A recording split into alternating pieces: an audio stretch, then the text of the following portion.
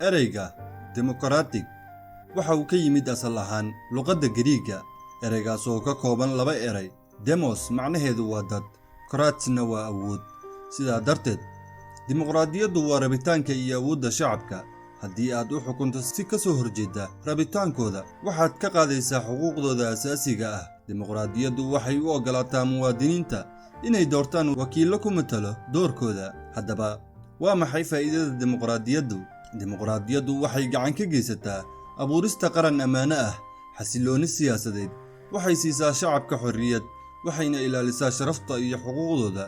mar walba siyaasiyiinta Soomaaliyeed ayaa ku hadaaqa inay gaarsiin doonaan dalka doorasho qof iyo cod ah, iyo inay ku dhaqi doonaan dalka dimuqraadiyad. balse markii ay xilka qabtaan, ballantii ay qaadeen waxay noqotaa hal bacaad lagu lisay, waayo ma jiro shacab ogsoon xuquuqda ay ku leeyihiin dowladdooda oo kula xisaabtama. madaxweynaha hadda xilka haya ayaa sameeyey teeramkiisii koowaad iskuday uu ku doonayey inuu qabto doorasho qof iyo cod ah 56 sano kadib, balse waxay ku soo idlaatay fashil maadaama uu waddanka markaa ka soo baxayay dowlad ku meel gaar ah oo inta badan gobollada dalka ay haysteen kooxda Al-Shabaab.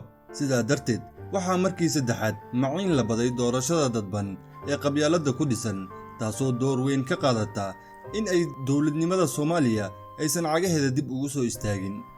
shaki kuma jiro in shacabka Soomaaliyeed ay u bukoon yihiin oo ay ka daaleen nidaamka siyaasadeed ee qabiilka ku dhisan.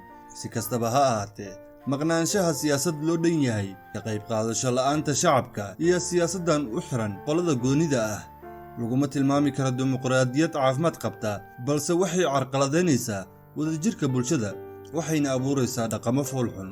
sidoo kale, doorashadii dadbaneed ee 2007 waxaa xilka qabtay madaxweynihii hore ee Soomaaliya Maxamed Cabdulaahi Farmaajo, kaasoo sida lagu yaqaano siyaasiyiinta Soomaaliyeed asagana sameeyey ballanqaadyo markaasi la sahlana, sidaas oo afjarka Al-Shabaab iyo inuu ka hirgelin doono waddanka doorasho qof iyo cod ah. waxa uu dhiirigeliyey guddiga doorashooyinka madaxa bannaan oo ay hogaaminaysay Xaliimo Yari, oo ah mid ka mid ah aqoon-yahanada haweenka Soomaaliyeed.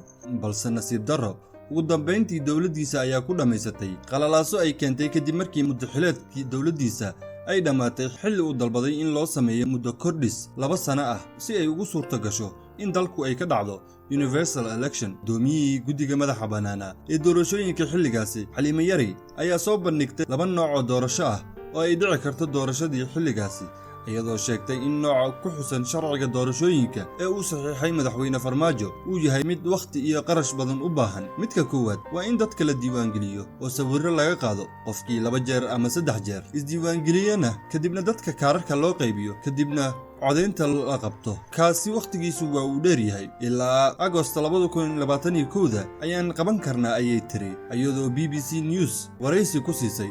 midka kale waxay ku sheegtay in maalinta codaynta uu qofka imaado isagoo aan horay loo diiwaangelin, kadibna magaca ayaa laga qorayaa, warqaddii codayntana la siinayaa, qadna farta baa loo gelinayaa, sidaas ayaynu ku codaynayaa. kaasi waxaa ku baxaya qarash gaaraya $45 milyan oo dollarka Maraykanka. xasan sheekh maxamuud, madaxweynaha hadda xilka haya oo xilliga u hardamayey inuu dib ugu soo laabto villa Soomaaliya, ayaa dhaliilay dib u dhaca ku yimid doorashada. waxa uuna yidhi, muddo 3 sano ka badan guddiga waxa uu noo sheegayey in ay doorashada diyaar ka tahay dhankooda, hase yeeshee hadal jeedintii guddiga waxaa ka soo baxay inay ummadda Soomaaliyeed u hoosaasiyeen oo ay wakhti xeero iyo fandhaal kala dhaceen. ay ummadda u soo bandhigeen in wakhti dheeraysi u sameeyaan hoggaankan muddo 4 sano ah wax ka qaban waayey doorashada dalka. haddaba xasan sheekh maanta isaga ayaa fadhiya villa Soomaaliya, mana jirto dadaallo ku socdo oo ku saabsan doorasho qof iyo cod ah in uu ka hirgeliyo waddanka, mise sidii caadada ahayd ayuu doonayaa inuu 1 sano ugu dambeeya shacabka lagu maaweeliyo wax u eg isku diyaarin doorashooyin qof iyo cod ah.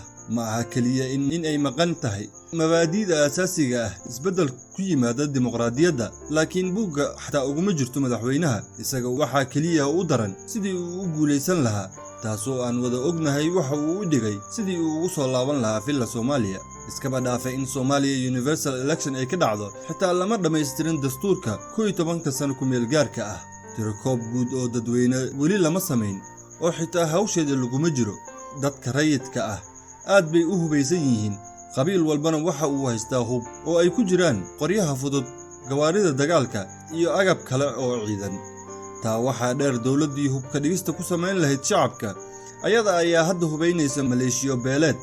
haddaba madaxweynaha hadda xilka haya ka sokow la dagaalanka al-shabaab maxaa uga qorshaysan doorashada ay u hamuumsan yihiin shacabka Soomaaliyeed? adigu sidee ayay kula tahay daawade? ma kula tahay in madaxweyne xasan sheekh maxamuud uu qaban doono doorasho qof iyo cod ah? fakarkaaga noogu reeb dhanka commentiga. waad mahadsan tahay walaal. salaamu calaykum.